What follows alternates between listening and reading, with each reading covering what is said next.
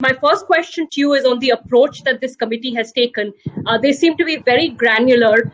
They have first identified the sectors that they think are impacted by COVID and then said these 5 ratios have to be tracked. What do you make of this approach, sir? I think the committee's mandate, which was given to them, was to identify certain specific ratios and the industries in the sectors. And whatever is the mandate given to them by the RBI, and they have identified 26 sectors.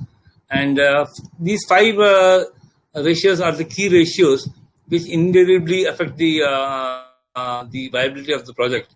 And all of them, like the gearing, the DSCR, the average DSCR, as also the current ratio and the debt to EBITDA, very clearly indicate the viability of the project going forward.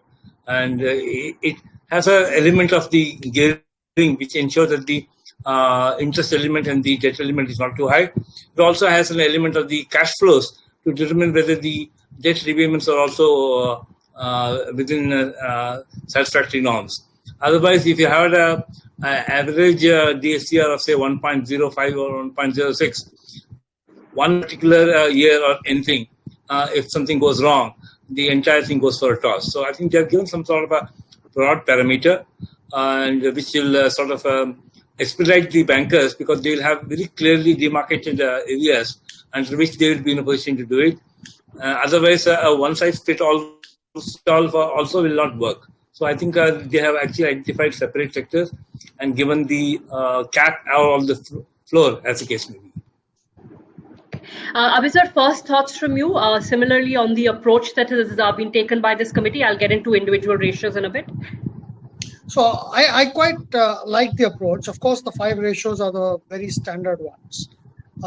But importantly, for the first time, I've seen that gearing and capital structure is something that is being given some prominence. It basically talks about an outside liability to net worth ratio, adjusted net worth ratio. Now, adjusted ratio net worth is also very important because it takes into account a streamlined net worth, which is a true net worth of a company, and does not include the freebies that people kind of put in earlier in terms of optionally convertible capital and stuff like that. So it talks about an adjusted tangible ratio. It also talks about the fact that as time progresses, operating ratios play an important role. So whether it is generation of EBITDA, or whether it is the current ratios, or the debt service, the cash flow related ratios, these ratios are meant to be turned around in a shorter period of time. So if you look at the overall RBI's thesis, which is say that only COVID impacted companies are ones that we want to restructure on a non-provision basis under the August 6th circular. And those companies which are impacted by COVID fundamentally should be recovered or should show good signs of recovery at least within a 2-year period. So all these ratios that they talk about, the flexibility that's offered in paragraph 2 basically says that you have to achieve them either now, which I think is an impossibility for most companies truly impacted by COVID, but by FY23, these ratios need to stabilize.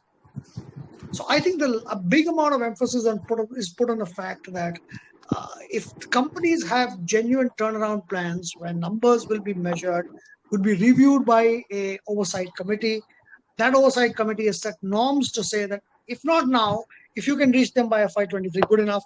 But we want you to meet capital related norms, operating performance related norms, cash flow related norms on a fairly consistent basis. So I think these are good guidance, and it is guidance. And within those guidance, I think if the bankers are going to evaluate, it's also an education to maybe some of our restructuring bankers to make sure that some of these things are very strictly followed. Of course, the risk is the hockey stick valuation approach that always remains. But there are, I think, checks and balances to deal with that.